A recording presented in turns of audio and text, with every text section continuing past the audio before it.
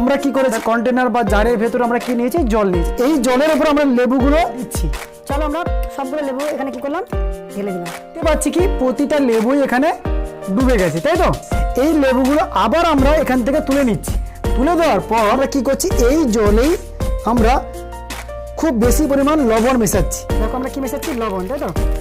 অনেকগুলো লবণ মেশাবো, ফলে যাতে ওই ভেতরের জলের ঘনত্ব বেড়ে যায়। লবণ মিশিয়ে এই আগের জলের যে ঘনত্ব ছিল তার তুলনায় অনেকটা বাড়িয়ে দিয়েছি। এবার আমি সেই একই লেবুগুলো আবার ঢালছি। তোমরা ভালো করে দেখো, প্রতিটা লেবুই আগে যেগুলো ডুবে গেছিল এখন সেই প্রত্যেকটা লেবুই ভেসে আছে। ঠিক একইভাবে আমরা যে মৃত সাগরের কথা বলছিলাম, মৃত সাগর বা ডেপ সিতে লবণের পরিমাণ এতটাই বেশি, সেখানে মানুষ এবং বড় বড় প্রাণীও ভাসতে পারে।